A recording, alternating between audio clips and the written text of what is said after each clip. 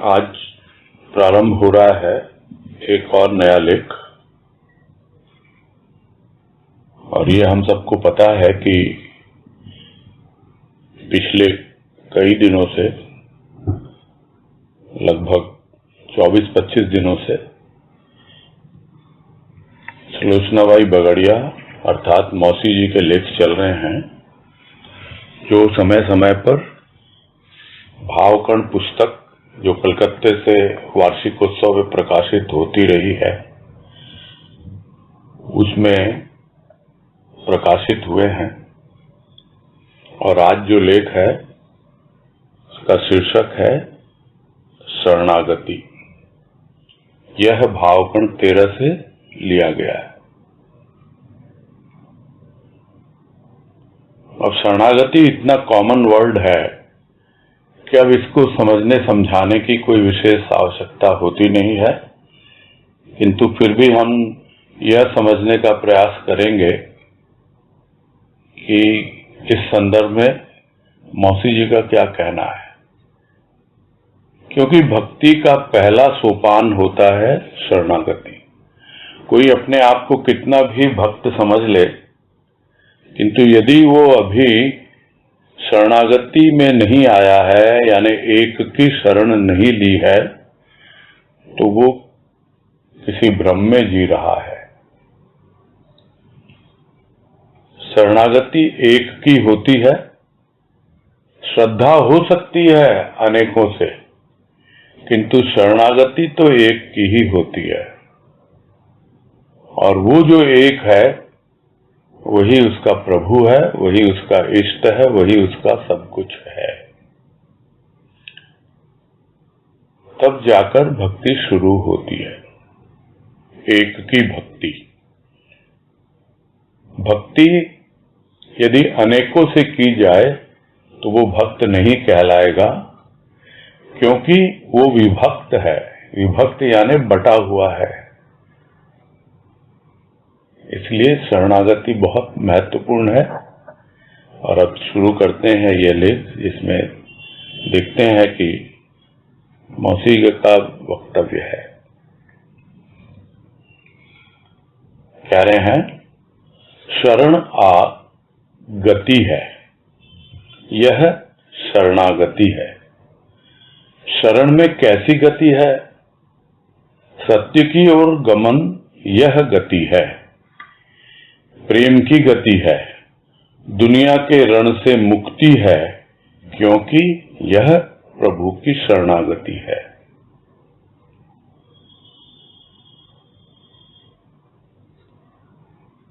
तो बिना शरण में आए आगे बढ़ ही नहीं सकता। यानी उसकी जो सूक्ष्म यात्रा है, जो भीतर की यात्रा है, आध्यात्मिक यात्रा, उसमें वो आगे बढ़ ही नहीं सकता बिना शरण के। तो जब तक शरण में नहीं आता तब तक गति नहीं आती। और इसीलिए आह्वान करता है उसका इष्ट कि मेरी शरण में आ। मेरी शरण में आएगा तभी तेरे जीवन में गति आएगी। तेरे जीवन में गति आएगी सत्य की ओर। तेरे जीवन में गति आएगी उस अपने लक्ष्य की ओर जो तुम्हारे भीतर बैठा हुआ तुम्हारा आत्मदेव है, तुम्हारा प्रभु है। तो कैसी गति है शरण में? शरण में गति है सत्य की ओर। शरण में गति है प्रेम की। प्रेम के साथ आगे बढ़ते जाओ, भाव के साथ आगे बढ़ते जाओ। अपने आप जो विचारों का रण है, जिन विचारों को हम हमेशा व्यस्त रखते हैं दुनियादारी के कार्यों में, इसलिए वो विचार दुनियादारी का ही रण लेकर आते हैं। और जितने भी विचारों में रण है दुनिया के, वो अपने आप ही शरणागति के द्वारा छूटते चले जाते हैं। क्यों? क्योंकि हमने जिसकी शरण ली है वह कोई साधारण इंसान नहीं, वह भगवान है, वह प्रभु है। तो तात्पर्य यही है कि यदि लगता है जीवन बहुत ही ठहरा हुआ है, लगता है जीवन नीचे की ओर जा रहा है, हमारे भाव विचार, तो समझ में यही आना चाहिए कि कहने को तो हम उसकी शरण में हैं, किंतु वास्तव में हमारी शरणागति में गति नहीं है, तभी हम आगे बढ़ नहीं पा रहे।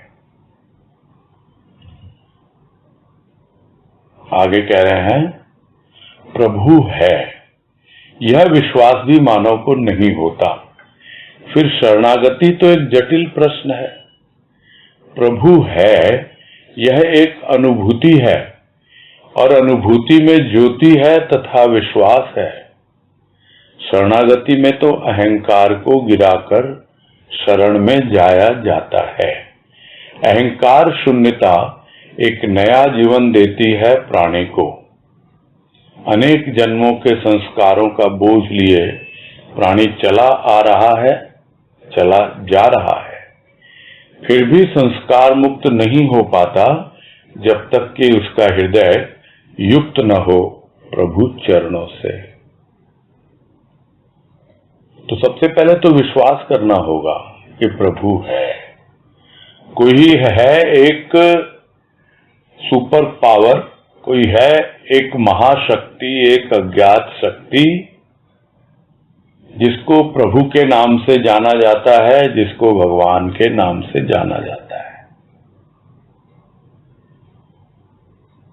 यदि इस बात पर विश्वास होगा तब तो प्राणी कुछ न कुछ आस्था रखेगा उस विश्व को बनाने वाले पर, विश्वास रखेगा उस सृष्टिकर्ता पर। जिसकी आस्था होती है वही आस्तिक होता है और उसे ही विश्वास होता है। यदि आस्था ही नहीं है ईश्वर पर तो फिर विश्वास कहां से होगा। प्रभु है इस बात को मानने के लिए भी तैयार नहीं होता, और अगर मानता भी है तो मजबूरी में मानता है, तो यह तो कोई शरण नहीं कहलाएगी। तो पहले तो यह मानना बहुत आवश्यक है, यह विश्वास करना बहुत आवश्यक है कि प्रभु है, एक जगत नियंता है जो इस पूरी सृष्टि को चला रहा है। और यह भी प्राणी की एक बहुत बड़ी, क्या कहें, न जाने कितने जन्मों की एक साध होती है कि उसके जीवन में सशरीर कोई आता है भगवान बनकर। बहुत से लोग मान तो लेते हैं कि भगवान है, और उस भगवान को कहां ढूंढते हैं, जगह जगह ढूंढते रहते हैं, और इसलिए किसी की शरण में जा ही नहीं पाते, क्योंकि किसी एक पर विश्वास ही नहीं है। तो जब तक विश्वास नहीं होता मानव को, तो फिर यह शरणागति इतना जटिल प्रश्न बना रह जाता है। और जिस दिन अनुभूति हो जाती है, पता लग जाता है कि हाँ प्रभु है, और वो प्रभु सद्गुरु बनकर मेरे जीवन में आया है।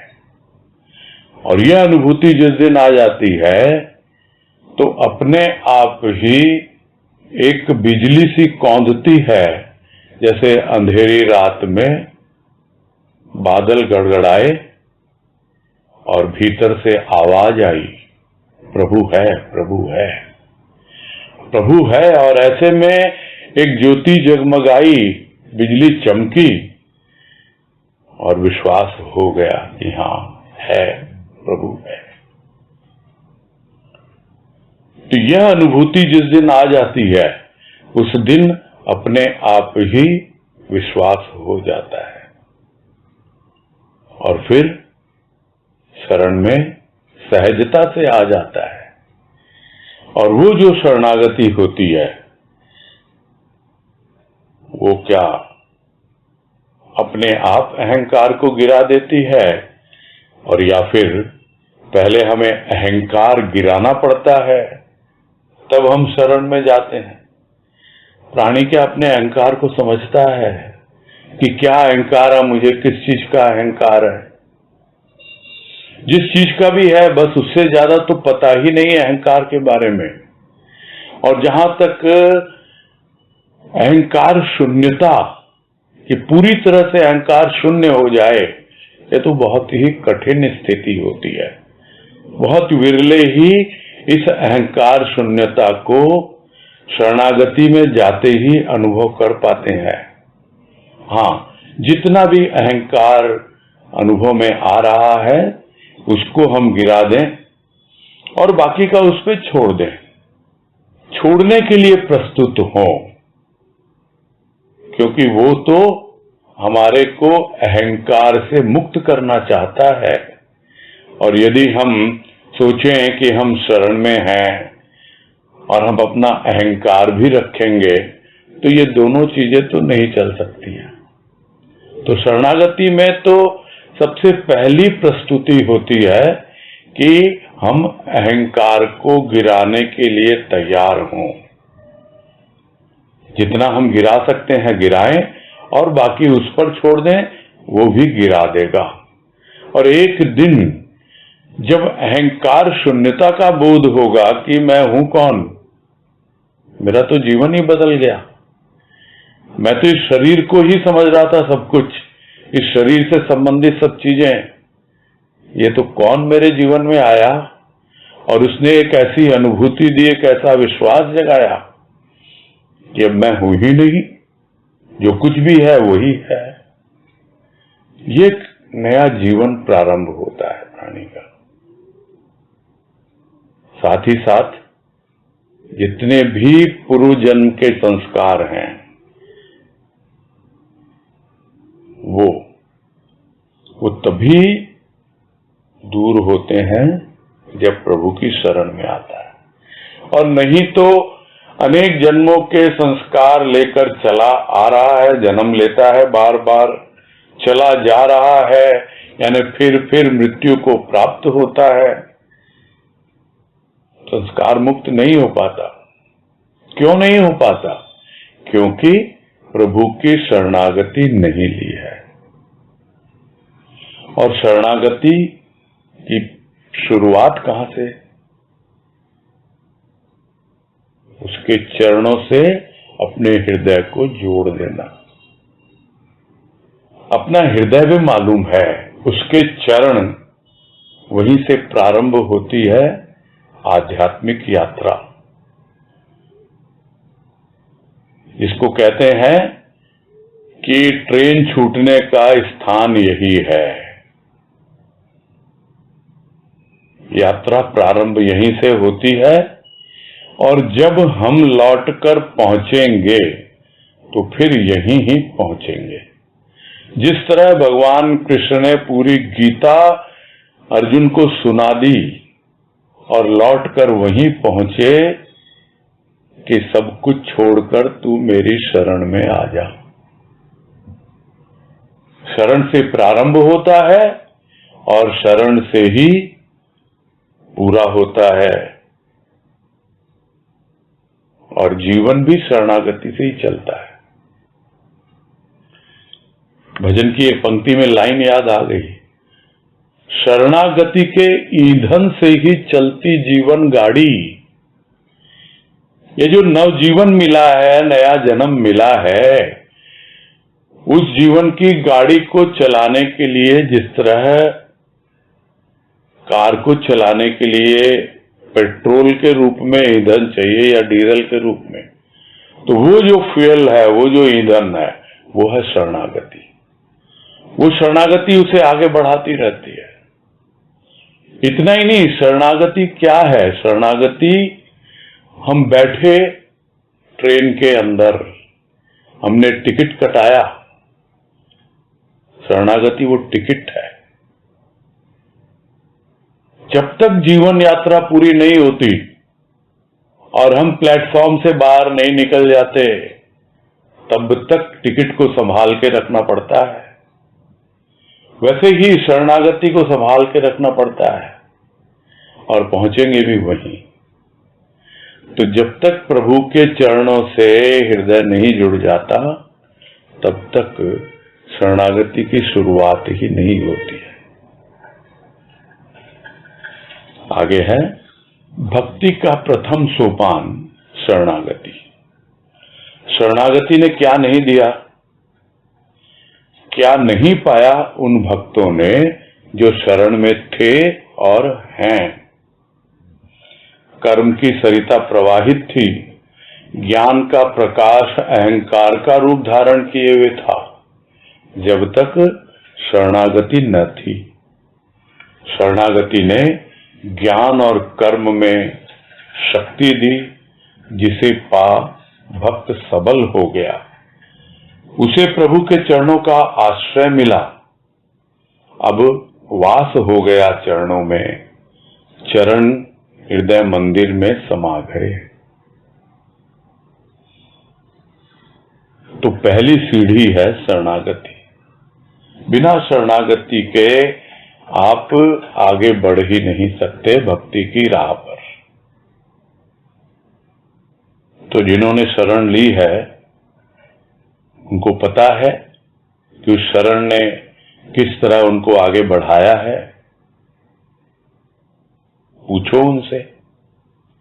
और फिर भी आगे नहीं बढ़ पाए तो फिर विचार करना है कि अब भी उसी तरह उन्हीं कर्मों में लगे हुए हैं जो पहले लगे हुए थे। वो कर्म की सरिता तो पहले भी प्रवाहित थी। थोड़ा बहुत ज्ञान इधर से उधर से बटोर लेते थे, कुछ पुस्तकें पढ़ लेते थे, कहीं कुछ और इस तरह अपने आप को बहुत कुछ समझते थे। किंतु जिस दिन शरणागति ली, जीवन बदल गया। कर्म भी है, ज्ञान भी है, किंतु उनका रूप बदल गया। क्यों? क्योंकि उसके पीछे छुपी हुई जो सूक्ष्म भावना, वो समझ में आ गई शरणागति लेने से कि मुझे कौन से कर्म करने हैं, मुझे कौन सा ज्ञान प्राप्त करना है। अब उस दिशा में जब आगे बढ़ता था तो कुछ होता ही नहीं था, अपने आप को इतना निर्बल पाता था। किंतु अब जब शरणागति आ गई, तब उसे एक बल मिलने लग गया। उस शरणागति ने उसके कर्म में, उसके ज्ञान में एक ऐसी शक्ति भर दी कि भक्त अपने आप को निर्बल नहीं समझता, दुर्बल नहीं समझता।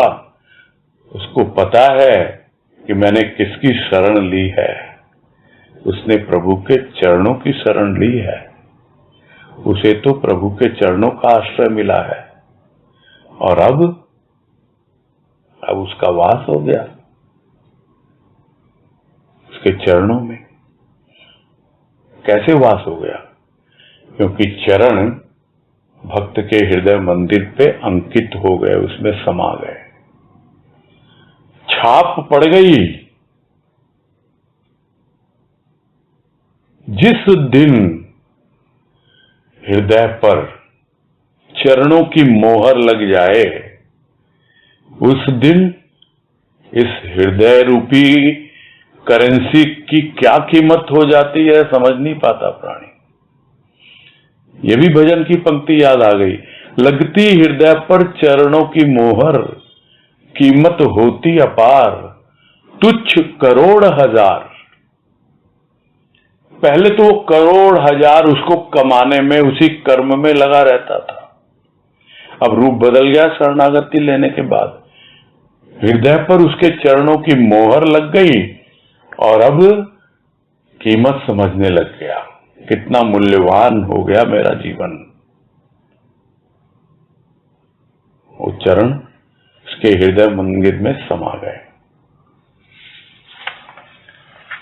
आगे है विवश होकर शरण लेना। यह भाव आनंद प्रदाता नहीं। शरणागति तो प्रेम है प्रभु के चरणारविंद का, जहां भक्त यह कहता है, प्रभु तेरे चरणों को छोड़कर जाऊं कहां, तेरे चरण ही मेरे दोनों लोक हैं, मैं कुछ नहीं, तू ही सब कुछ है। ये तेरे चरण ही मेरी पूजा है, ये तेरे चरण ही मेरे हृदय की जलन को मिटाने वाले हैं। यह जीवन जिस दिन तेरे चरणों की धूल बन जाएगा, उसी दिन यह जीवन सार्थक हो जाएगा। फिर इस जीवन में मैं नहीं, तू ही तू रहेगा। मैं मेरा का अभिमान भी उसी दिन खत्म हो जाएगा। एक है मजबूरी में शरण लेना, यानी मजबूर होकर आया है। अक्सर सुनते हैं हम भजनों में, दुनिया का मारा हूं तेरी शरण में आया हूं। दुनिया ने ठोकर मारी, फिर तुमने ठौर दिया। इस तरह पता नहीं क्या क्या हम सुनते हैं। तो जो दुनिया से ठुकराया हुआ, वो यदि प्रभु की शरण में आता है, उसमें उतना आनंद नहीं है, वो मजबूरी है। किंतु जिसने समझ लिया दुनिया को कि क्या दुनिया का व्यवहार, किस तरह दुनिया जीती है स्वार्थ और अहंकार में, लेकिन तो उसे तो चाहिए आनंद, प्रेम और भाव। फिर क्या है? फिर वो दुनिया को ठुकरा देता है, उसको शरण ही नहीं मिलती, उसको प्रभु के प्राणों का प्यार मिलता है। यह भी एक भजन की पंक्ति याद आ गई कि दुनिया को जिस किसी ने ठुकराया, उसको प्राणों का प्यार तूने दिया। जो विवश होकर मजबूर होकर आता है, मजबूरी में आता है, वो अलग अवस्था। और जिसके लिए जरूरी है शरण लेना, इट इज अ मस्ट, इसके बिना तो मैं जी ही नहीं सकता, तब उसे आनंद आएगा शरण लेने का। तब प्रभु की कृपा होती है और उसको प्राणों का प्यार मिलता है। जो प्यार प्रभु ने अपने प्राणों में बसा रखा है, वही प्यार भक्त के प्राणों में भर देता है। तो ऐसा भाव मिलता है, तभी आनंद आता है। नहीं तो विवश होकर यदि आया शरण में, तो क्या शरण ली। और वही शरणागति है। क्या है शरणागति? प्रेम है प्रभु के चरणारविंद। उसके बिना रह नहीं सकता। चरणारविंद क्या है? चरणारविंद चरण रूपी अरविंद, यानी कमल, चरण कमल। भंवरा रह नहीं पाता कमल का रस पान किए बगैर, वैसे ही भक्त रह नहीं पाता प्रभु के चरण कमलों का रस पान किए बगैर, और वहीं पे उसे प्रेम हो जाता है। वो है शरणागति। और यही कहता है भक्त, जाऊं कहां तज चरण तिहारे, जाको नाम पतित पावन जग, जेहि अति दीन प्यारे। कहां जाएगा वो चरणों को छोड़कर? कोई है ठौर, कोई ठिकाना उसके लिए नहीं। ये लोक परलोक, इहलोक परलोक, कोई भी लोक है, वो क्या अपने चरणों के से चल के जाता है क्या? कहीं नहीं। वो प्रभु के चरण हैं जो उसे लेकर जाते हैं। उसने तो चरणों का आधार ले लिया। और ये कहानी भी हमने सुनी होगी, एक भक्त चलता है, देखता है मेरे साथ साथ चल रहा है, और दिखता है कि जैसे वो परछाई पड़ रही है, 4 पांव दिख रहे हैं, 2 भक्त के 2 भगवान के। बड़ा प्रसन्न है। कुछ देर बाद, कुछ दिनों बाद देखता है 2 ही पैर दिख रहे हैं। तो कहता है, प्रभु तूने मेरा साथ छोड़ दिया, 2 ही पैर दिख रहे हैं। बोले, अरे मूर्ख, तू समझ नहीं पा रहा, तू थक चला था जीवन से, इसलिए मैंने तुझे अपनी गोद में उठा रखा है। जो 2 चरण तुझे दिखाई दे रहे हैं वो मेरे हैं, तू तो मेरी गोद में है। यह होती है शरणागति। जहां कहीं जाएगा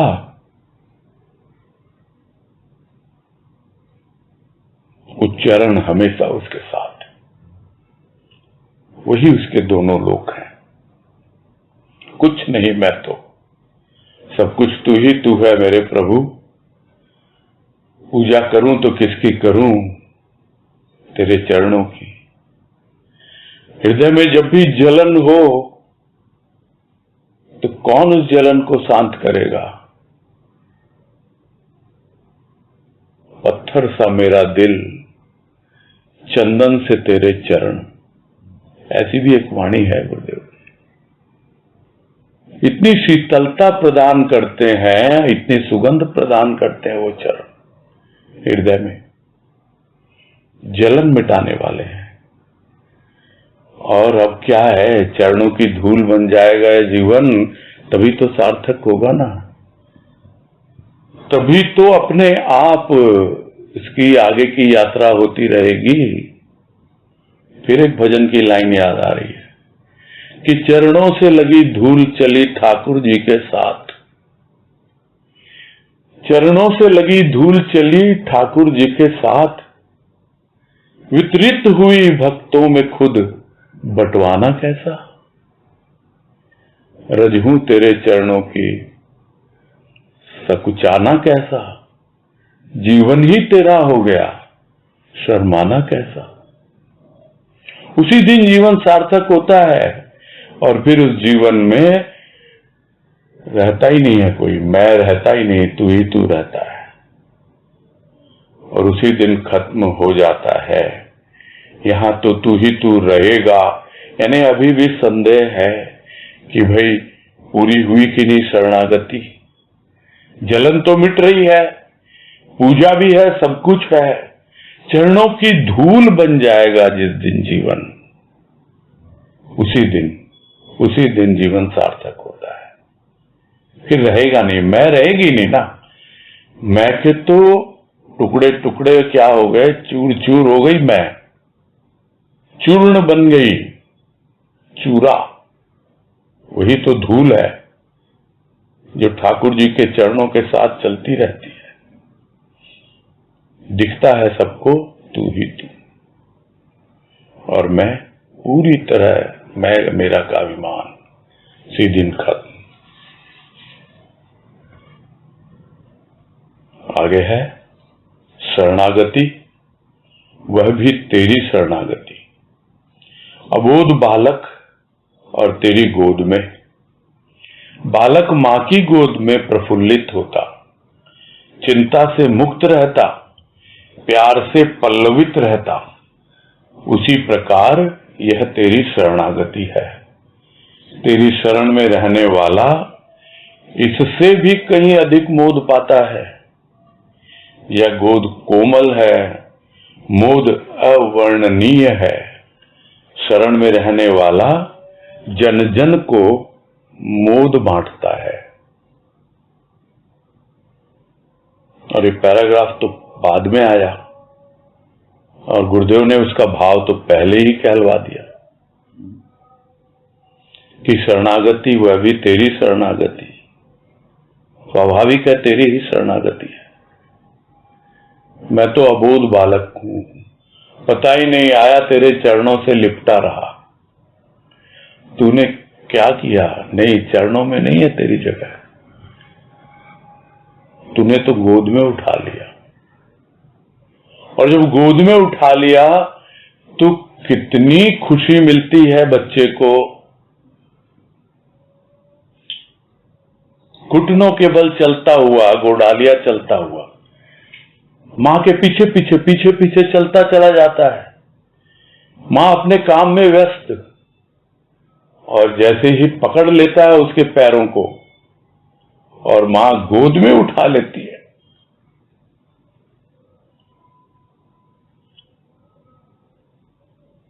क्या खुशी है उस, कितना प्रफुल्लित होता है बालक, एकदम निश्चिंत हो जाता है, उसके प्यार से पूरी तरह सराबोर हो जाता है।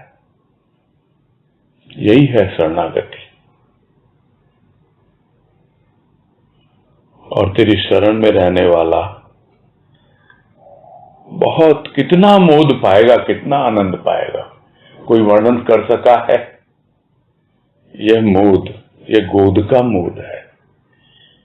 यह गोद इतनी कोमल है, इतनी कोमलता का अनुभव होता है उस स्पर्श मात्र से कि मैं उसकी गोद में हूं। इतना आनंद आता है, इतनी प्रसन्नता मिलती है, क्या उसको कोई बता पाएगा? जितना कुछ भी थोड़ा बहुत अनुभव होता है वही तो वितरित होता है जन जन में, भक्तों में, अपने आप होता है। यहां तो कहा बांटता है, बांटता नहीं है, अपने आप वितरित होता, अपने आप बंटता है। तो जो शरण में रहता है वही समझ पाता है। चरणों की महिमा भक्त गाते गाते थकते नहीं। युग युग में भक्त आए और चरणों को वरण कर हृदय में स्थापित किया, अंत में चरणों में ही समा गए।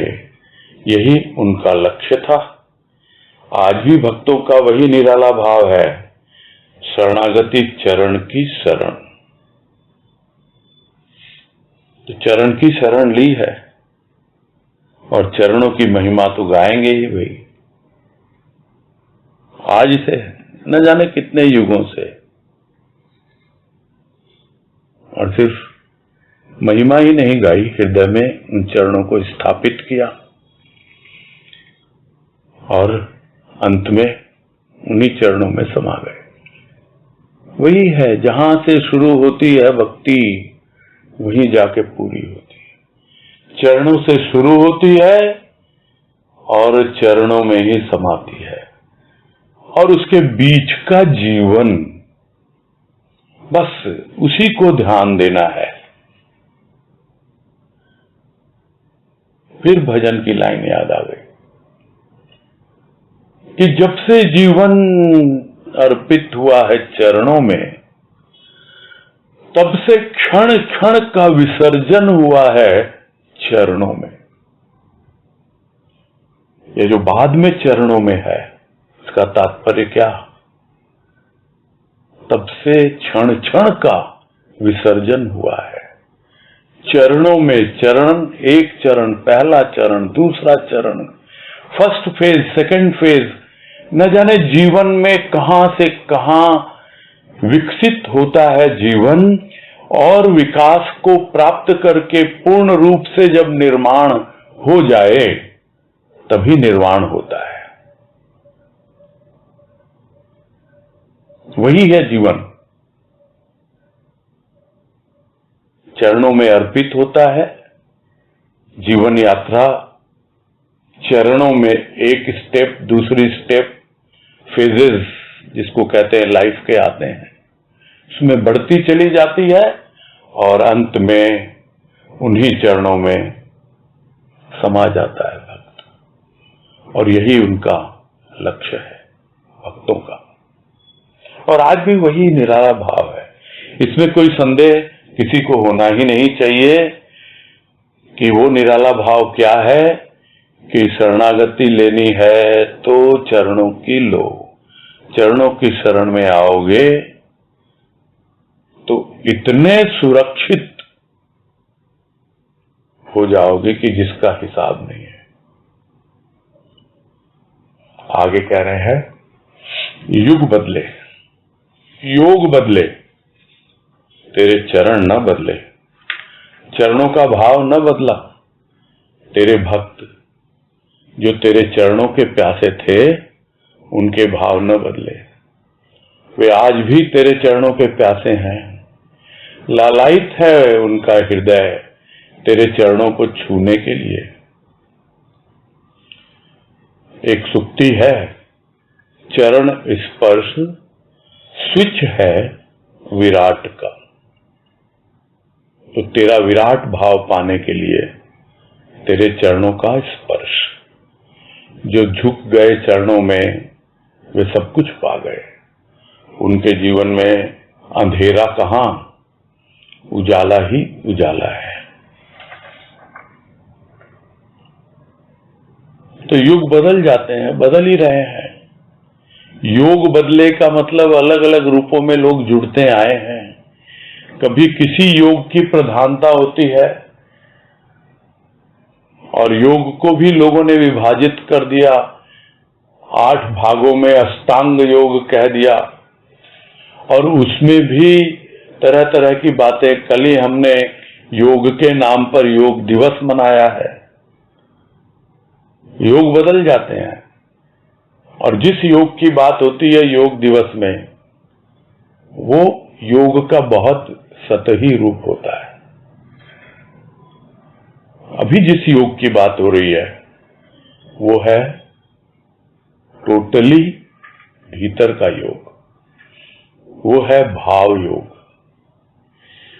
तो जो भाव है वो बदला नहीं है चरणों का। बाहर का रूप बदल जाता है, स्थूल रूप, स्थूल चरण,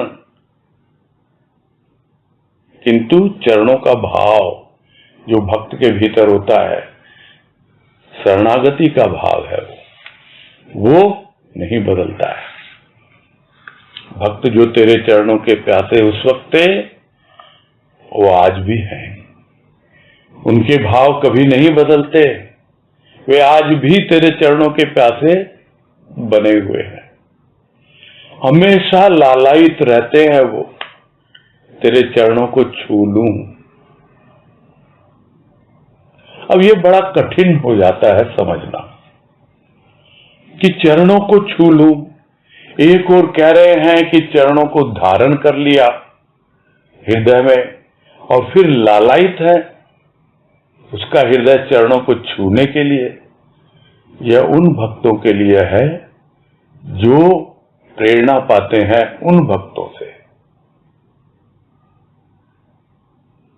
जो पूरी तरह ओतप्रोत है उनका अंतःकरण शरणागति से।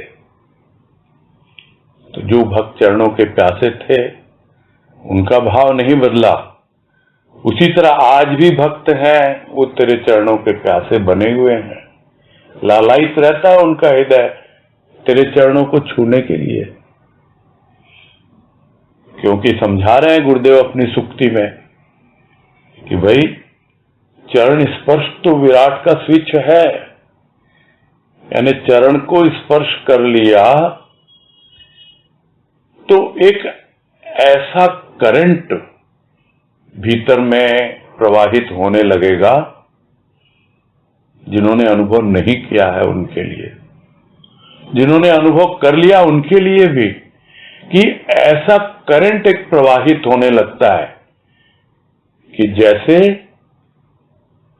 वो विराट, जिसको समझता हूं कि वो तो सर्वव्यापी है, इतना महान, न जाने कौन से 7वें आसमान पे रहता है वो विराट। और जैसे ही चरण स्पर्श का भाव आया, हृदय से स्पर्श किया उन चरणों को, तो लगा वो तो मेरे हृदय में ही समा गया। वो स्विच ऑन हो गया भीतर। तो जैसे इलेक्ट्रिसिटी का स्विच ऑन हो जाता है, तो जो ब्रह्मांड में है वही पिंड में अनुभव में आने लगता है। वो सर्वव्यापी अभी तक सुनता आया था कि जो ब्रह्मांड में है वो पिंड में है, तो जैसे ही चरणों का स्पर्श मिला,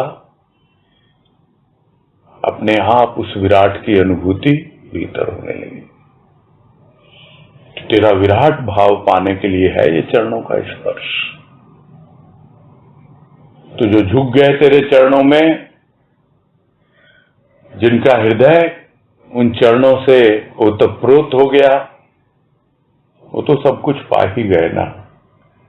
उनके भीतर तो एक ऐसी ऊर्जा का प्रवाह होने लगता है, एक ऐसी शक्ति के द्वारा वो संचालित होने लगते हैं कि जहां उजाला ही उजाला, प्रकाश ही प्रकाश। और इतना ही नहीं, शक्ति के जो भी रूप चाहिए, क्योंकि शक्ति रूपांतरित होती रहती है। प्रकाश चाहिए प्रकाश, कुछ और रूप में चाहिए। जिस तरह इलेक्ट्रिसिटी का स्विच है तो वही स्विच है, वही स्विच बिजली भी जलाता है, वही स्विच पंखा भी चलाता है, वही स्विच एसी के लिए, वही स्विच कूलर के लिए, वही हीटर के लिए। जब जो आवश्यकता है जीवन में, वो चरण स्पर्श, वो स्विच बन के आता है। उनका जीवन इतना भरा पूरा हो जाता है कि किसी भी भाव की कमी नहीं होती है। वो विराट भाव पूरी तरह भीतर समाहित हो जाता है। आगे कह रहे हैं, प्रत्येक मानव का झुकना भी आसान नहीं, और जो झुक गए उनका तेरे चरणों से उठना भी आसान नहीं। वे रस पा गए तेरे चरणों का, तेरा प्यार भाव उनके हृदय में हिलोरे मारने लगा। झुकने वाले ही इस रस को पाते हैं। जिन्होंने शरणागति न ली, वे कैसे मुक्त हो सकते हैं अनेक चिंताओं से, दुविधाओं से, सांसारिक बंधनों से। तेरे चरणों के भाव में रहने वाले मुक्त होकर विचरण करते हैं। यह उनका धन है, साधन है, सब कुछ है। चरण में रहने वालों के जीवन में अन्य साधन, जप तप इत्यादि की प्रधानता नहीं रहती।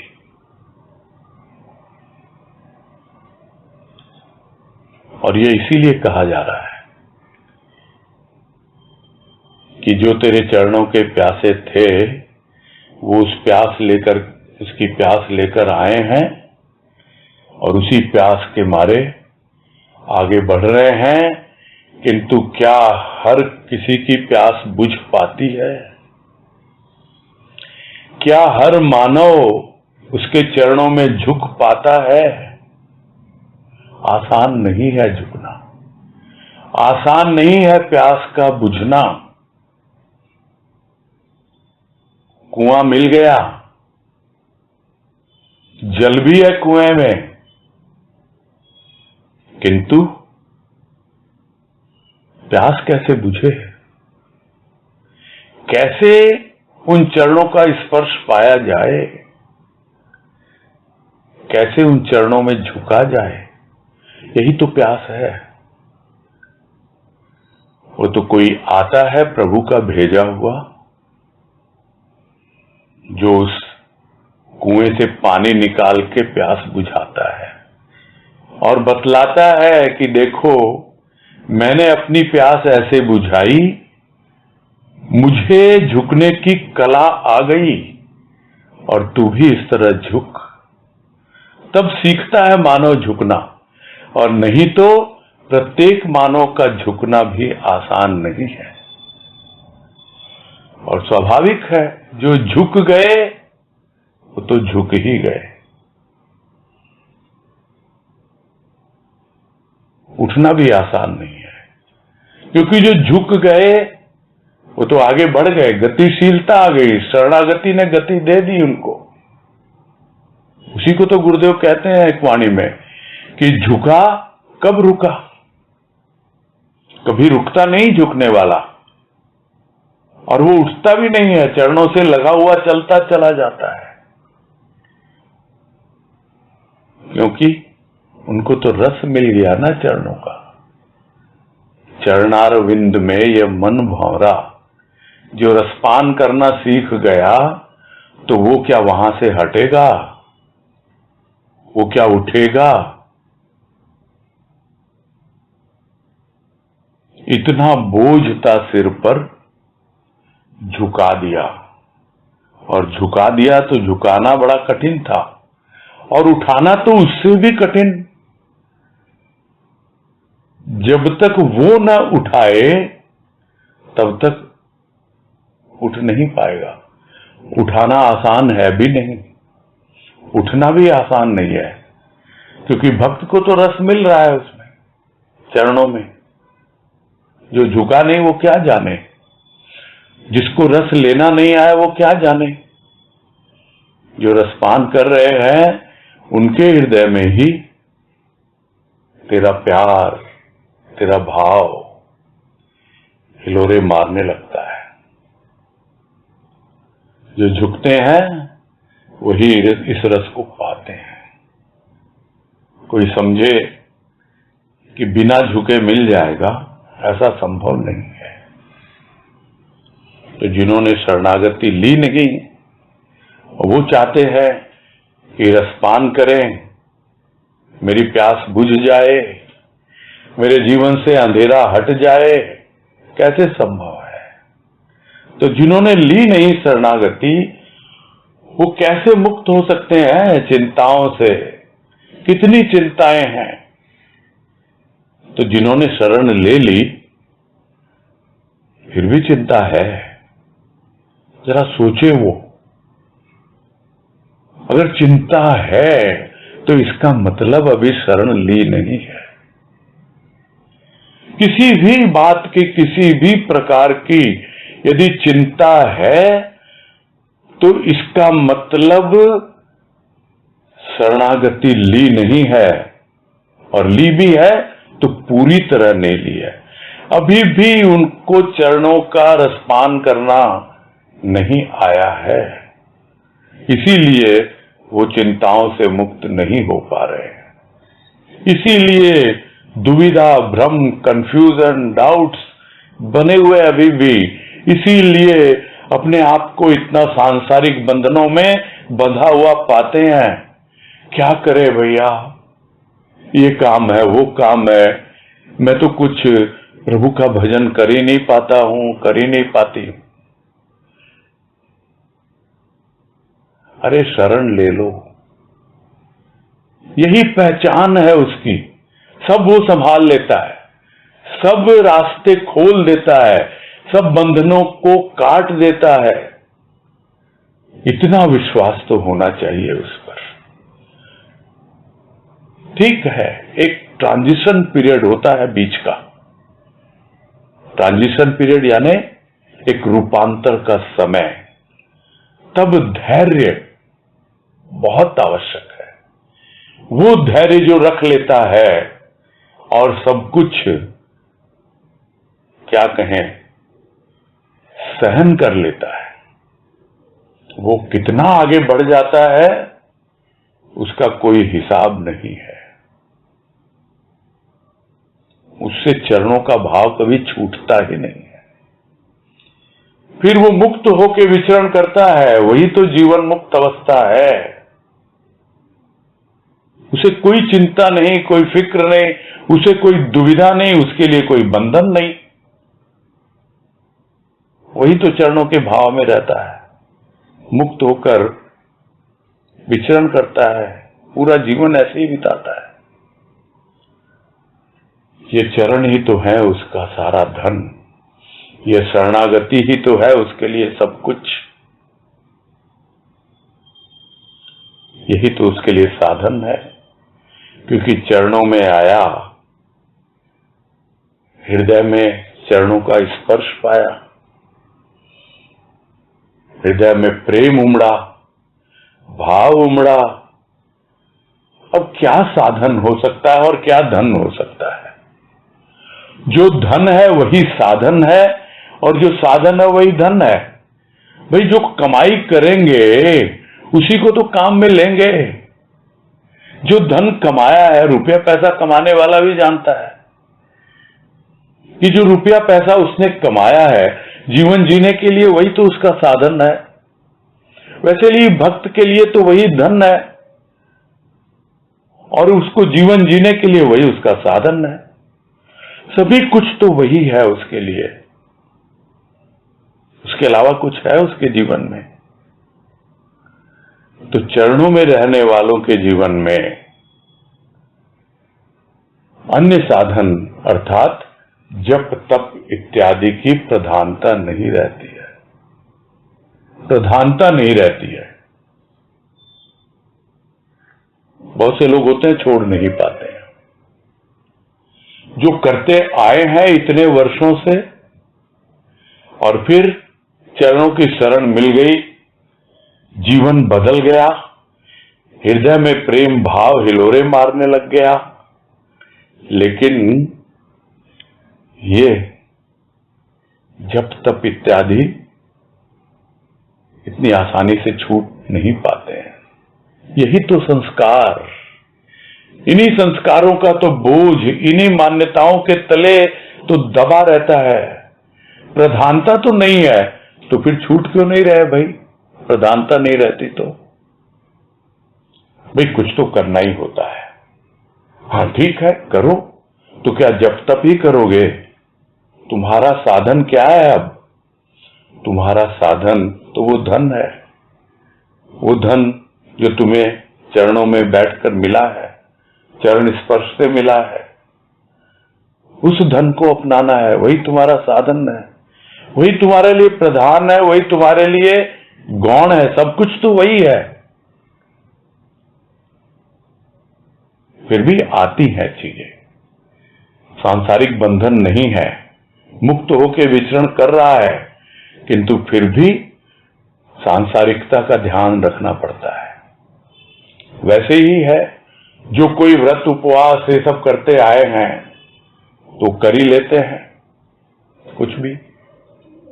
जैसे कल ही निर्जला एकादशी गई है, तो जिनके यहाँ है वही मानते चले आए हैं कि साल में एक बार ही तो करना होता है, कर लेते हैं, छूटता नहीं है इतनी आसानी से। वही नहीं, न जाने कितने हमारी परंपराओं में है। भले ही हम समझते हैं कि हमारे लिए यही धन है, यही साधन है, उसका प्रेम, उसका भाव, उसकी शरणागति, सब कुछ तो उसने दे दिया हमको, तो फिर बाकी चीजों की प्रधानता क्यों है? चलो प्रधानता नहीं है तो फिर छूटते क्यों नहीं है? तो यही सब विचारणीय वो बातें हैं जिसको सोचना चाहिए कि वास्तव में एक अवस्था थी जब झुकना भी आसान नहीं था, लेकिन अब ऐसी अवस्था हो गई है कि झुक गए तो अब उठना भी आसान नहीं है।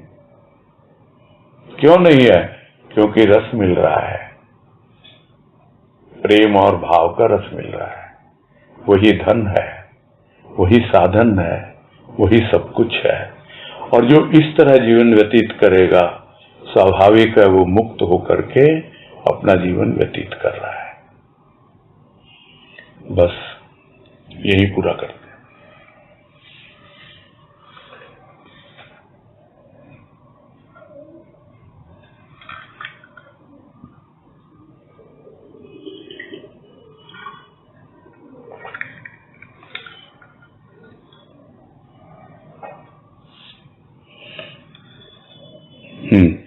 नीतू गुप्ता।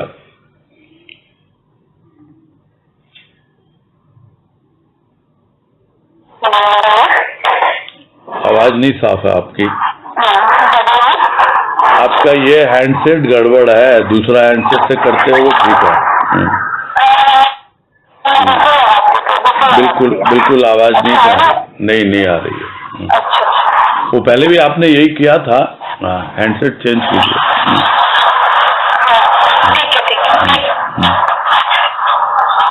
हाँ, माला पोद्दार। प्रणाम भैया जी। हाँ नमस्कार, जरा बताएंगे परिचय? हाँ परिचय, मैं अंजू लाठी भाभी बोल रही हूँ। अच्छा, कहाँ? पटना से? रोहिणी वाले सत्संग भवन में मैं आपसे मिली भी थी। अच्छा, मिले होंगे। दिल्ली रहते हैं क्या आपकी? पटना बता रहे थे ना तो। अभी अभी मैं गुड़गांव रहती हूँ। अच्छा, गुड़गांव रहते हैं। अच्छा अच्छा। हाँ, इनकी डेथ हो गई तो यहाँ बेटा के पास आ गई। अच्छा अच्छा। हाँ बोलिए। ये समझना चाहती थी कि शरणागति का भाव कोई गुलाम होना नहीं, ये थोड़ा सा और समझना चाहती हूँ। ये अभी आया नहीं, आज कल आएगा, कल बात करेंगे।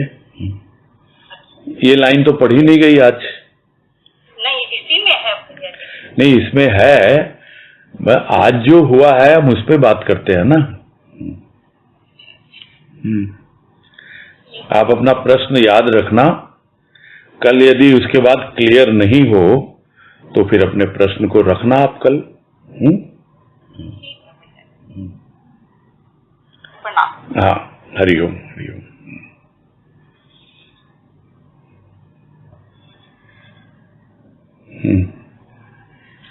वो अपना हैंडसेट बदल रहे होंगे। चलो, हाँ, ये 2-3 तो है रेगुलर। नीतू गुप्ता, तनुश्री शर्मा। बोलो तनुश्री। प्रणाम भैया। हाँ नमस्कार।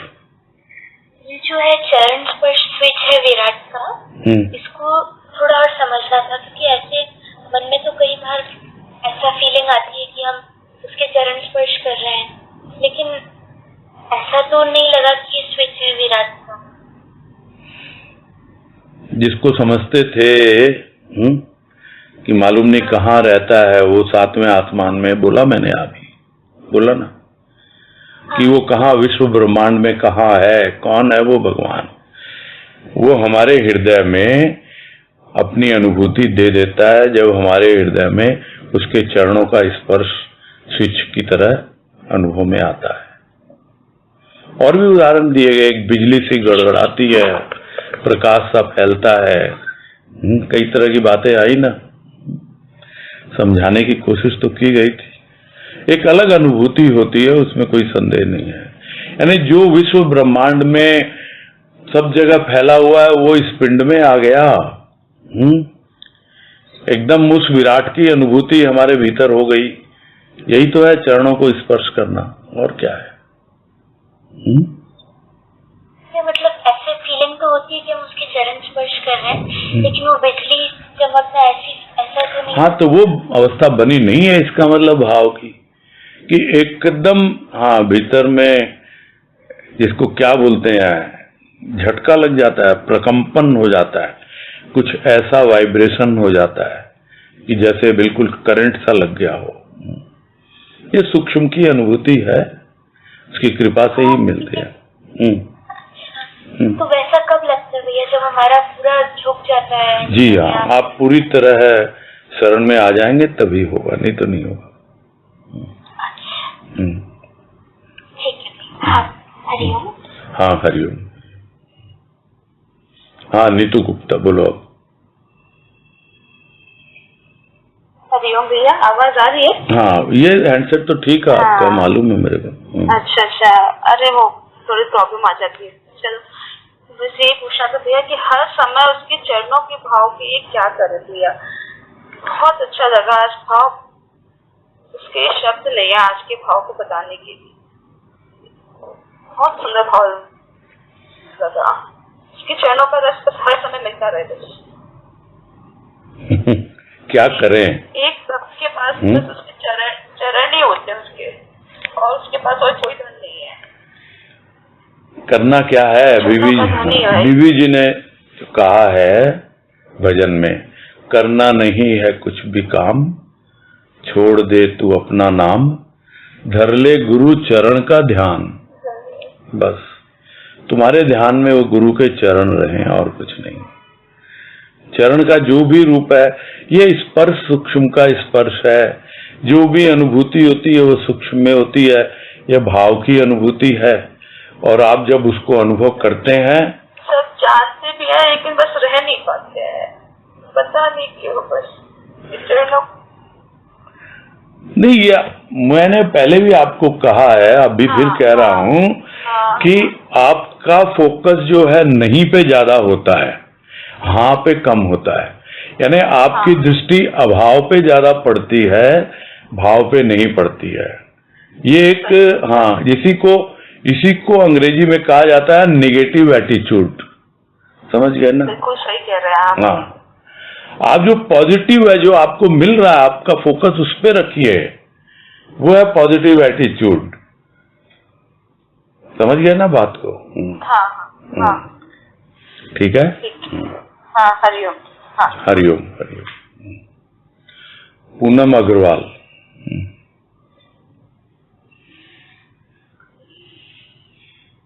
प्रणाम भैया। हाँ नमस्कार। हाँ हरिओम, बोलिए। इसमें लाइन आई कि विवश होकर चरणों की शरण लेता है, तो क्या मतलब हम तो यही समझते, पहले तो परिचय नहीं था तो विवश होकर ही आए थे, तो क्या अब आगे उसमें जो विवश होकर आए तो क्या वो उसको मतलब मंजिल तक नहीं पहुंच पाएंगे क्या? नहीं नहीं, वो विवश होके आए और उसको आप शरणागति मत मान लेना, ये कह रहे हैं। अच्छा, ये कह रहे हैं क्या? हाँ, खुशी खुशी, उसमें उतना आनंद आएगा ही नहीं ना, आपको मजबूरी में है। जब जब मजबूरी होती है, परेशान होते हैं, कष्ट आता है, दौड़ के तुम्हारी शरण में आता हूँ, तुम्हारे दर पे आता हूँ, कोई कितने कितने भजन लोग गाते रहते हैं, है ना? हाँ, वो ऐसा नहीं है। अरे हृदय में आ गया, हृदय में स्पर्श की, चरणों की अनुभूति हो गई, शरण ले ली हमने, अब बाकी क्या है, आनंदित रहना है, ये है मेन। विवशता अब कहाँ है? विवशता यही है कि सर झुका दिया है, आता नहीं उठाना, बस ये जरूर विवशता होती है वक्त की, मुझे उठाना नहीं आता है। ठीक है। हाँ भैया, ठीक है। मुझे लगा विवश होकर आए तो मंजिल तक नहीं, विवश होके तो वो कोई वो नहीं था बात। हाँ, नहीं, वो होता तो ऐसे ही है, लेकिन अब क्या आप बंधनों में हो, अब क्या दुनिया को ठुकरा रहे हो, वो आपके लिए महत्वपूर्ण नहीं है, आपके लिए प्रधानता अब किस चीज की है, ये सब बातें आई ना आज। हाँ भैया, बस वही देखना है और कुछ नहीं। ठीक है। हाँ भैया, समझ में आई बात। ठीक है फिर। हरिओम। हाँ हरिओम, पूरा कर। हरिओम भैया जी। हाँ हरिओम, हरिओम सबको। हरिओम सबको, हरिओम। हाँ हरिओम, सबको हरिओम।